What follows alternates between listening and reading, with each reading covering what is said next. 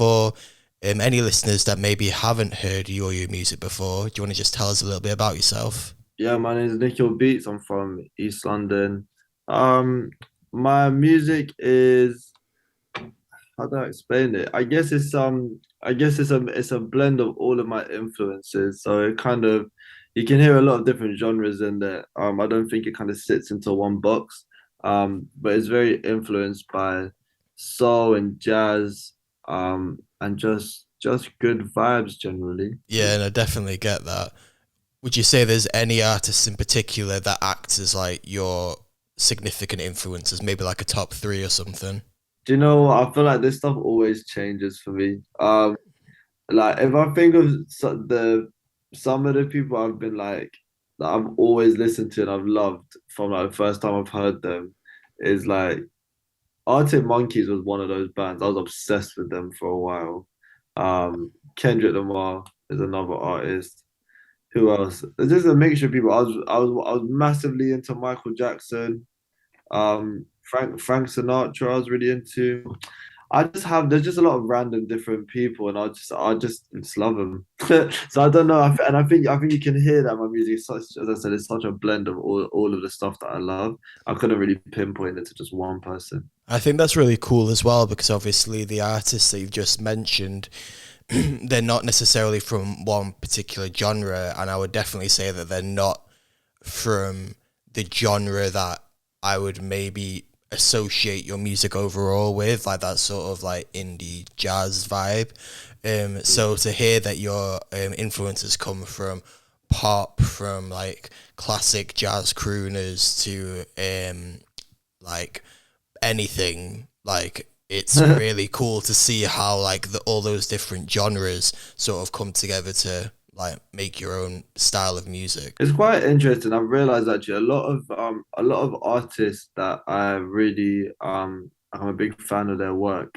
Um, I've noticed that like when if you hear them speak about things, a lot of the music that they make is not actually the genre of the music that they predominantly listen to, which I do find quite interesting. I don't know if there's something in that, it's just a coincidence. But I mean, I think part of being a great artist about being unique. And realistically, if you're doing something that someone's already done, then you're not. I feel like there's a part of it you're not truly being completely honest with yourself. Maybe that's just me. I don't know. I don't know if that's true for everyone. No, I think like obviously it takes a lot to like look into it and think about that. So I think there's definitely probably some truth in what you just said there, definitely. I obviously have seen in your music, it's well in your music videos and performance videos as well that you're clearly a talented musician as well as producer, artist, etc.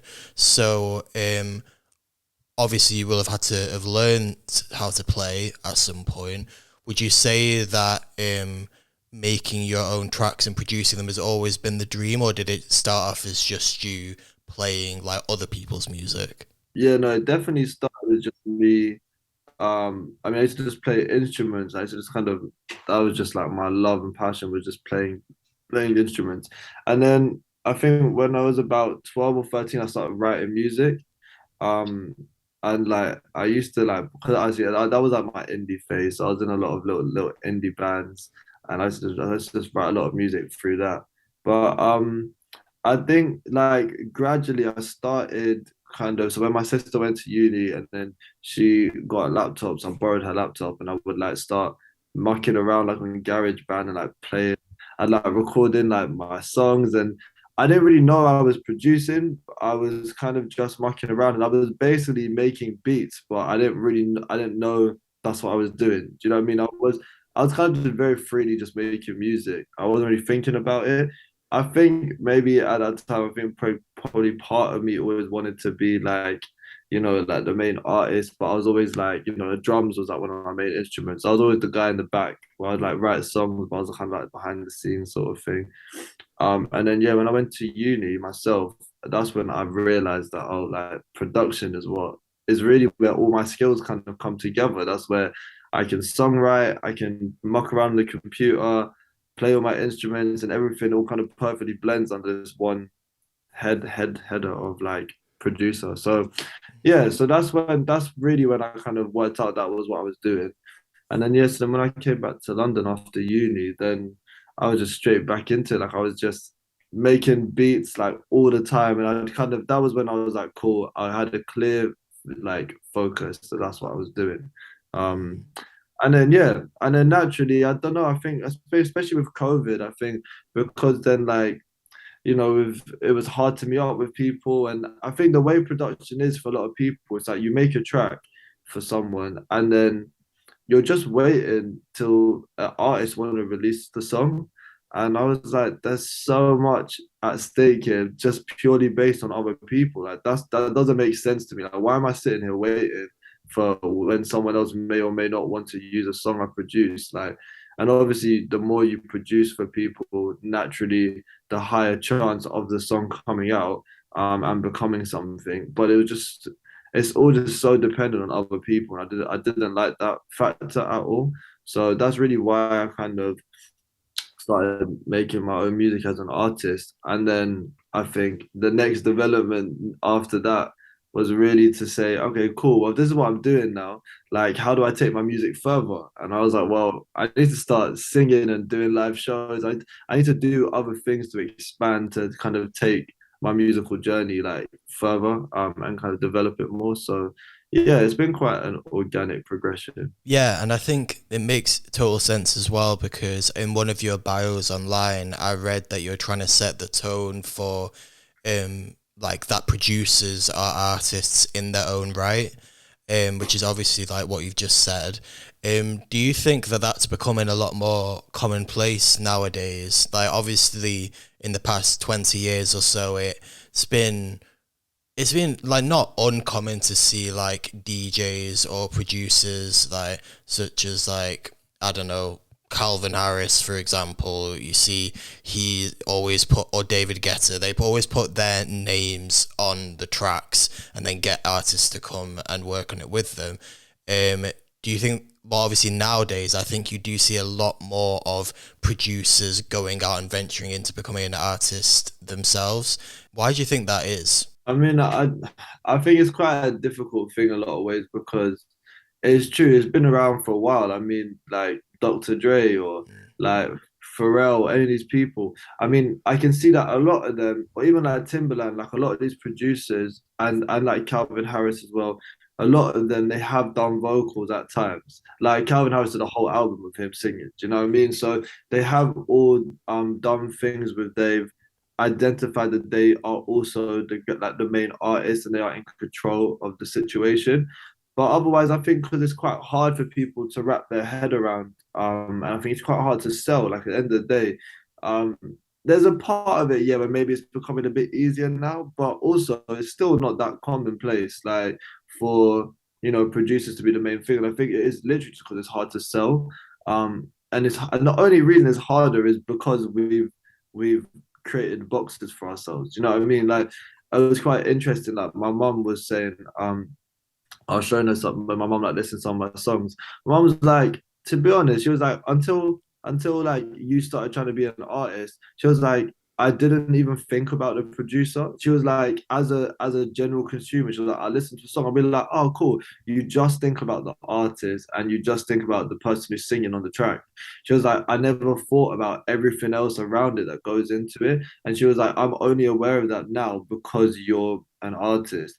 And I don't know if that's just because my mum, and obviously because she's like biased, seeing it firsthand as being close to me. But I think just in general, like it makes sense. Like, I remember what my sister came up to me and was like, I don't really get why you're trying to be an artist. She was like, because why? She was just like, if you're producing for someone, why does it make any difference if they release a song or it's under your name? It's like it's the same song. It doesn't. So I think it's just that. I think because people are so used to the standard layout of the singer is like the way that I see it, yeah, it's almost like this is not to like, to like throw shade at anyone. I think it's like but for like on like a big scale of massive like pop industry, you've got the singer is like Ronald McDonald. They're like the front of the company that you see. Do you know what I mean? They're like the mascot. And that's the one that everyone is like, yeah, they're the most amazing person.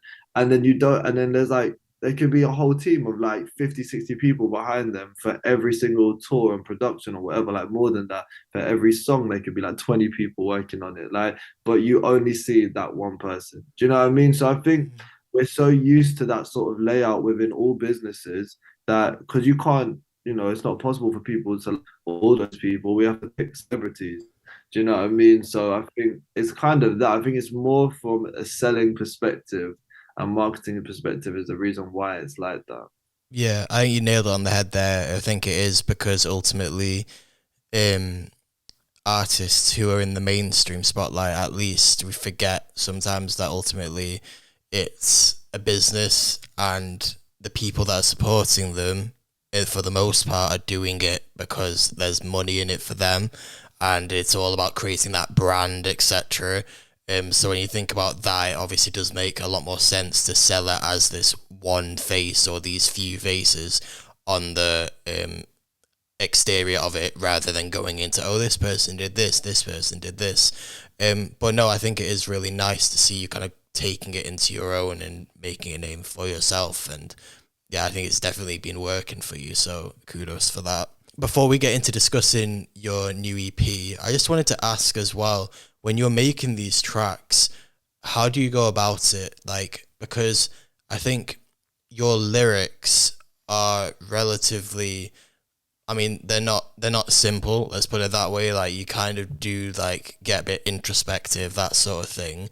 So I was wondering, like, do you kind of have an idea for what you want to do lyrics wise, and then make the chords and melodies around that, or do you get an idea of how you want a song to sound, and then think, okay, what kind of scenario would sound good with this?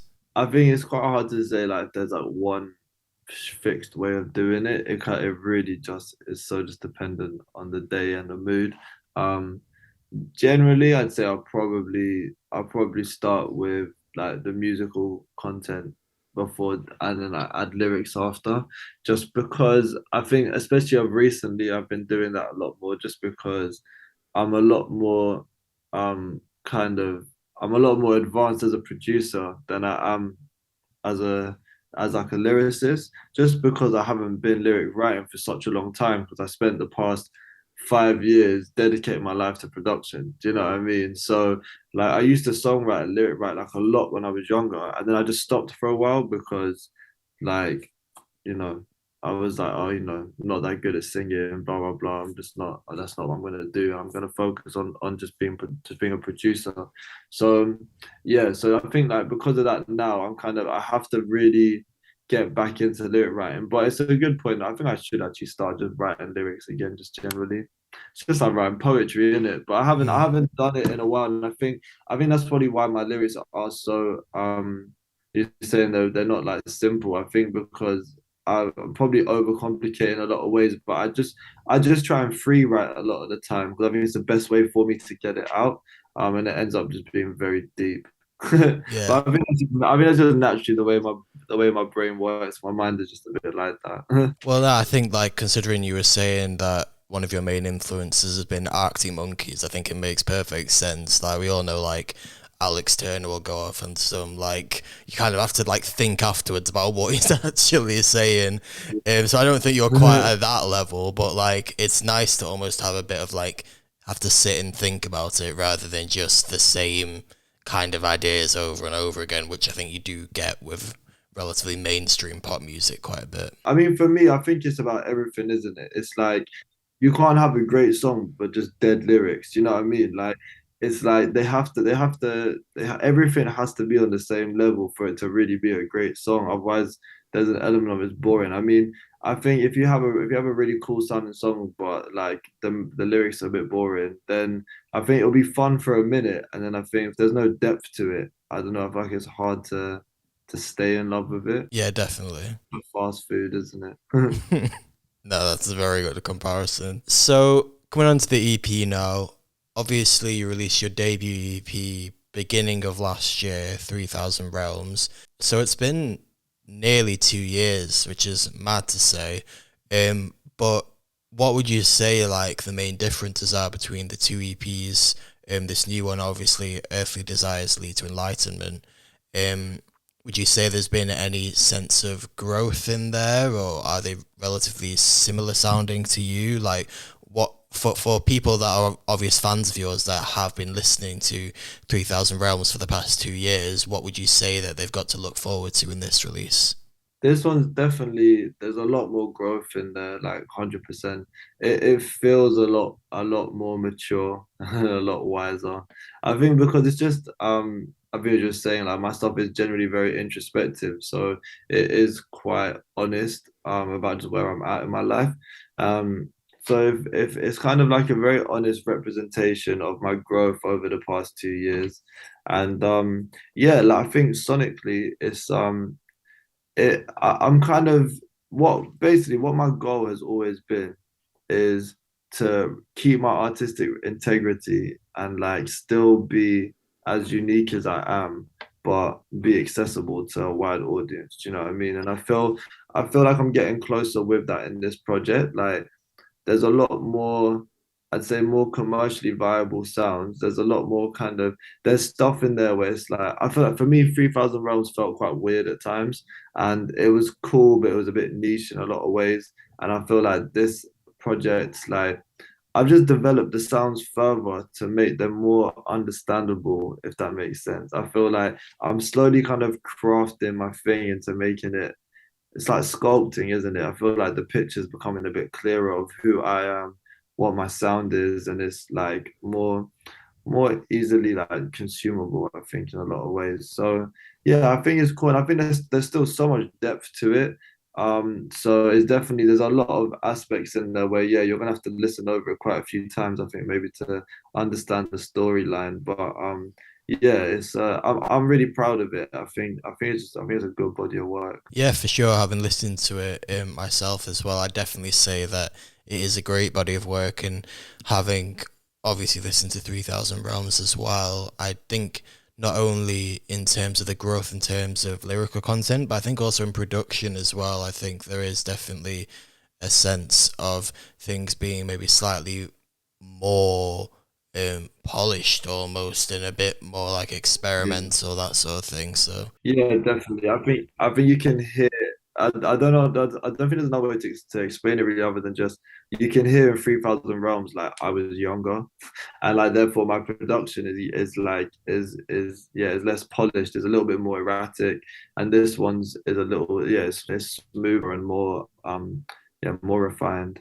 So obviously the title of the EP, I did a quick Google and the first thing that came up was that it's a Buddhist quote. Yeah. What was your reasoning behind going for that for the title? I think it kind of sums up my like as I said, I think this project kind of for me is my growth over the past 2 years. And I think the title kind of just sums that up really into a nice phrase. Um to break it down, basically what it means is like so earthly desires are just your desires as like an earthly being, whether that be whatever it is that you want, whether your heart's desiring, you know, a person or a house or financial gain or whatever it is that you desire. And it's basically saying that those earthly desires are the thing that will lead you to enlightenment, which is quite a reason I quite like it. I find it quite interesting is because um I guess generally the notion is that there are things that you want in life and they are like I think especially the idea of Buddhism as well is this kind of idea you need to basically be like some monk living up in the mountains and like this kind of notion that actually just being human, basically accepting who you are, and accepting the things that you want, and that by going to try and achieve those things, that process is of just living life basically is what will lead you to enlightenment if you know what I mean, if you stay on your path. So I quite like that idea. It's like you don't have to try and be someone else. You don't have to try and be some really special, amazing, great human. Like you're already an amazing person like that will be able to reach happiness in this lifetime if you just stay on the path that you're on. And I think it's just accepting that yeah, like sometimes it goes up and down and it feels a bit rocky, but it's not that's not a bad thing. But yeah, where I've been over the past 2 years, I said I feel like I've kind of started to I feel like I'm understanding myself a lot more. So yeah.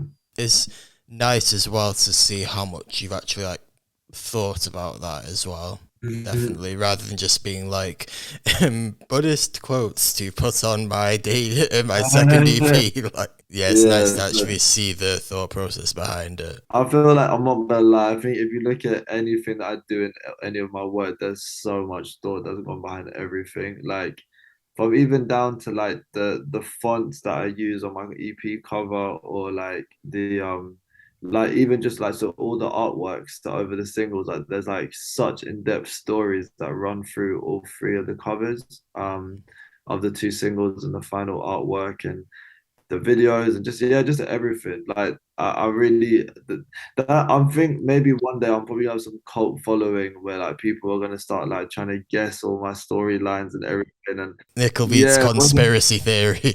yeah, it's like what did he mean by this? And then there's gonna be like all the links to all of my albums, and you're gonna be like, wow, was he planning this the whole time? Yeah, you know those TikToks where it's like the green screen and they've got like up in the background and like explaining. Yeah, Yeah, exactly. Be like that. And maybe like some Illuminati videos within that as well. yeah, yeah. But yeah. No, I do. I don't know. I think it's nice to have something so deep, but on the surface, just seems like it's just good vibes. Do you know what I mean? Like I Yeah, enjoy that. That equally, if you want to go, if you don't want to go really deep into my music, you can just listen to it and just enjoy it. I think for me, that's really important. Is that it's not excluding anyone. It's not segregating and saying, well, this is only for people who want to be really, really deep and philosophical. Actually, no, it's like even if you just want to have a good time, this is equally for you. And I think it's important for it to be for everyone because then everyone can connect with it for their own reasons. They don't have to be like me in order to connect with it. Do you know what I mean? yeah, definitely. Before I forget, obviously you mentioned just now videos. Can we expect some videos for this EP? Yeah, so one of them came out about was it almost 2 months ago now, or a month when the first single dropped, Facial Demon. Yeah, So there's a video that came out, and then there's a video coming very, very soon for the next single, which was Film Me. So the video's coming out for that soon. And yeah, and then we got the EP coming out next week now. So very, very soon. And then yeah, and then the headline shows in London, 16th November. So yeah, I'm very excited for that. Yeah, we've been talking. We might potentially be doing some shows up north at some point, so I'll keep you updated. lucky us. But Yeah. yeah, um, I'm very excited. There's a lot of cool things happening. So Yeah. yeah, keep your eyes peeled. Obviously, besides Feel Me, all the other tracks have featured artists, as you would expect with a producer. What was your process behind finding people that you like to work with? Are you already fans of them and then reach out to them, or are they people that you're just friends with? Like, how do you decide? Like, I'd like this person to be on this track. Yeah, I mean, generally, like there'll be some sort of way, like I'll meet them or in some setting, whether it's through mutual friends or whether I come across their work and I think they're really cool and I start chatting to them. There's not really like a fixed thing as to the way it happens. I think there's a gut, and I'll explain, there's a gut feeling that you have when you want to work with someone. And I don't make beats and like send out beat packs. So like pretty much every song I make, I like generally I will make it in session with that artist. So there's quite like a personal kind of bond between the song and the artist I'm working with. Do you know what I mean? It's not just oh here like lay down some vocals on this track. Like it's something that we've built it together. So I think it's quite like a pure form of collaboration. Which is also why I feel like my music is so it's quite unique in the sense that it's something that I wouldn't even be able to make on my own. I'm making it a lot of the time because I'm in session with that particular person. So yeah, I do. They do tend to be quite good friends, or at least become close friends of mine anyway. But yeah, no, I have like a good relationship with just a lot of different artists, and yeah, sometimes it's just fun. We just enjoy making music, you know what I mean? And we are just people just hanging out making music, and then after we're like, oh, that could be cool for this project or whatever. And that's really cool as well, and nice that you're actually keeping it to that sense of simplicity, like without thinking, okay, what's gonna get the most views, what's gonna get the most streaming revenue, rather instead just thinking, okay, let's just be in this moment, enjoy making this music, and that's what it's all about ultimately. So it's nice to see that that's still a key focus for you, definitely. It's hard in a lot of ways to maintain it because, like, so interestingly enough, it's like obviously as my kind of career has kind of progressed, where I'm currently at, I'm in like this in between phase in a lot of ways where it's quite difficult for me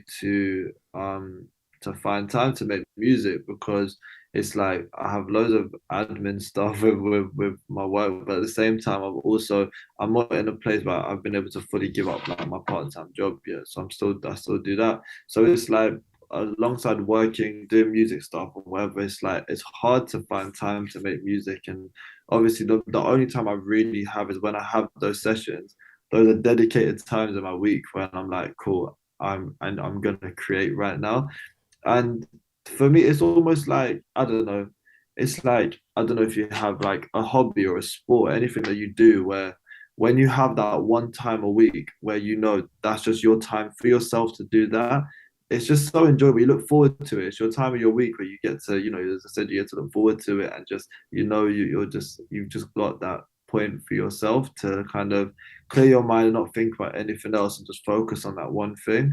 And that's sort of what like my sessions are for me. They're just that time in the week where I don't have to think about any other stuff. I'm just there and I just need to create. And it's just so enjoyable. It's such a therapeutic thing to have. Because yeah, I think you do get a lot of people that kind of get into the pattern of things, and then it almost does become a chore in terms of you having to like churn out songs, do this, do that. But it's nice to hear that it's still therapeutic for you, and it's an enjoyable process. Yeah, Your track, "Something for You" off the EP, yeah, I did notice that at the beginning, certainly, I did get maybe like some kind of South Asian influences, possibly in the instrumentation. yeah. I mean, obviously it was intentional, but was it some like is including like South Asian influences as a South Asian individual something that you're keen on, or is it just when it happens, it happens? Like, what's your relationship with that? I don't feel like I have to do it. Do you know what I mean?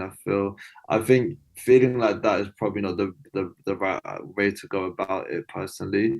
I've actually had this conversation a lot with quite a few South Asian artists or just artists generally from anywhere in the world. That's just feeling that they like that because they are like the voice for all other people in their area who look like them. It's like that they have to you know put their culture into something in a way that might not be natural to them. Like for example, so like when I go on stage, I wear like Indian clothes quite a lot. But that's because that's something that I naturally would do anyway. Like that makes sense to me because I enjoy doing those things. However, I've got other family members or friends or whatever that, like for example, I've got my cousin's wedding coming up soon. I'm gonna wear all like Indian clothes because that's what I love doing. I know some of my cousins, they're just probably gonna wear like a suit and tie. Do you know what I mean? That's what they prefer to do. And that's cool. And I know like it's like that if they were, let's say they were performing on stage, if they were just gonna wear Indian clothes just to do it for the sake of doing it, I don't think that's authentic. I don't think it's good to do that. But I think there's a pressure that we feel that we need to celebrate our culture in those ways. But I don't know if it's necessary. Like, why do you have to? It's a lot of pressure for someone to be the whole kind of as I said, like the spokesperson for everyone else. It's a Yeah, bit crazy. So yeah, I definitely just add things in when it makes sense to me. Um, of course it's nice the fact that I'm able to celebrate my culture in that way. But also, yeah, I don't know. I think in a lot of ways, I grew up listening to a lot of classic like Hindi music and like Bollywood and everything. Um, so it makes sense that I would add like sitar and tabla and things into like an R&B track. Do you know what I mean? Like for me, that's like a progression of sound that if anyone's gonna do it, it's gonna be someone like myself who has been influenced by those things. So yeah, so it makes sense for me to do that. But yeah, I definitely wouldn't want to force it. Like on that note as well, obviously you are South Asian and you're someone who like you don't shy away from that in terms of your name as well. I mean, it's literally on the tin, Nikhil Beats. Like I think besides your appearance, obviously people will look at that name and think, oh, he must be of South Asian origin. Um, do you find any time that people maybe make prejudgments before hearing your music about what it's gonna sound like, or like are they like, oh, this is a brown guy making like jazzy indie music, like this is interesting. Like have you ever, because obviously navigating the scene as a South Asian artist, I can imagine maybe some people would be a bit like, oh, this is, we're not necessarily used to this, we're not used to seeing someone of South Asian origin making such moves in this scene. Yeah, I definitely is. There's definitely like pros and cons, I think, of it. Like, there's one side of it where almost every South Asian person in the music industry who meets me is like, "Oh, that's so cool! It's someone else like who's doing it." So, like, that's cool. I don't I don't like being I don't like being praised on the fact that I'm brown. Do It's you know what I mean? well done. Yeah, I don't like the fact that like yeah yeah, if I get put in a certain place just because of the color of my skin, that's weird.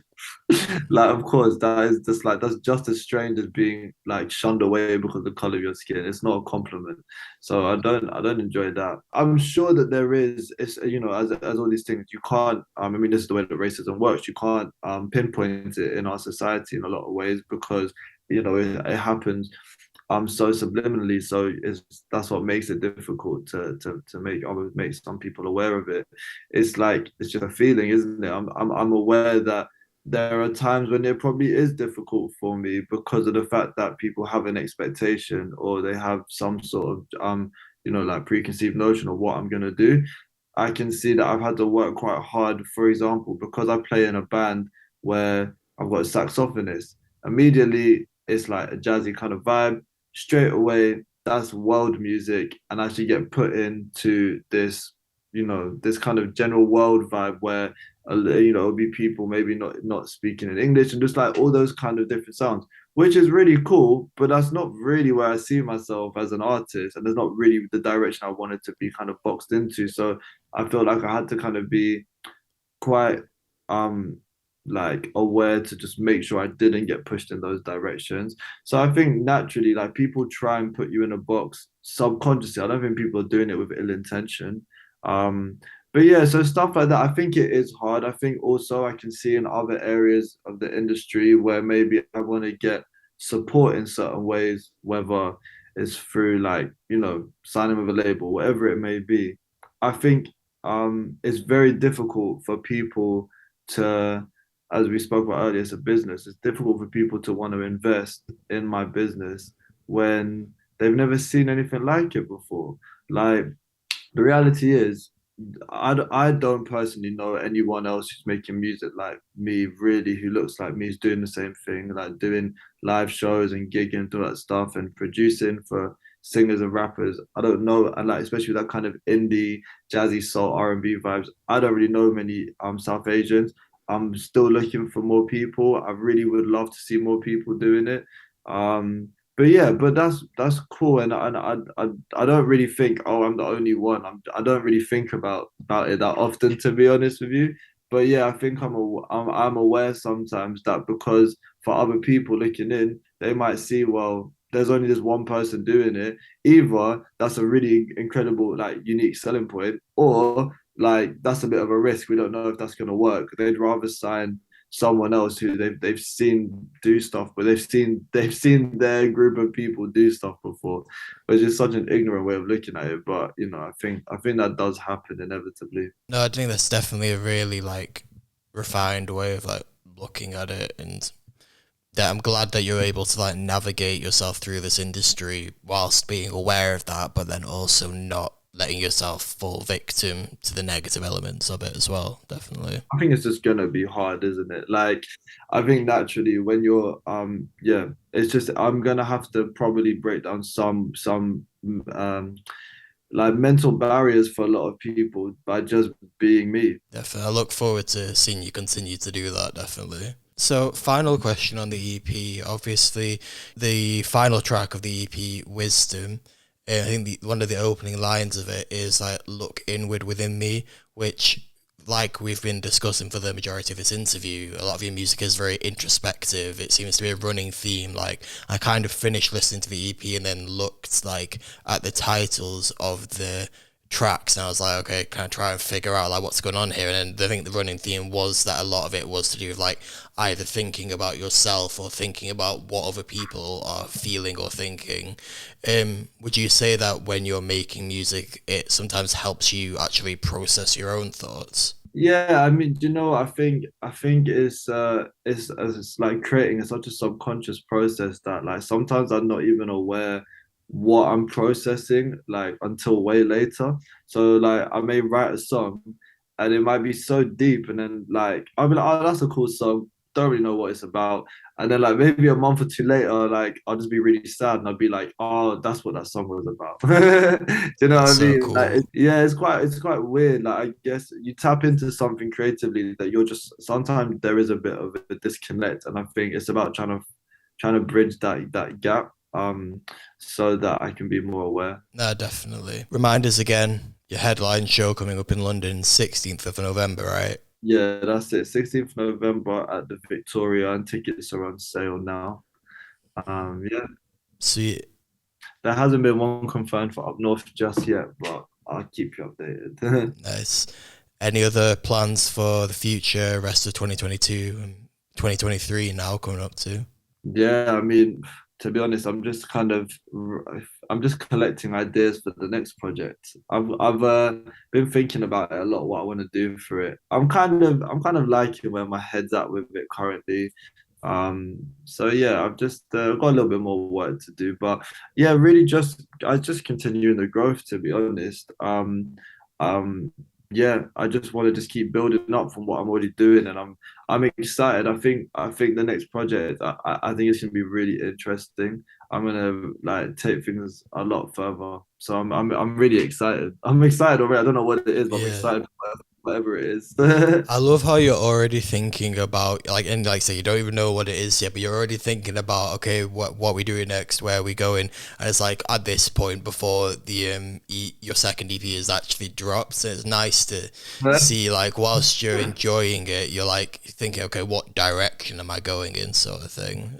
It shows how like how keen you are as well. Yeah, definitely. I think like I mean, I think it's just obviously as you can see, like my music is so connected to where I'm at in my life in general. So I think just naturally that I'm gonna as a person as an artist. So my music's always gonna change. Like every project is gonna be a different vibe.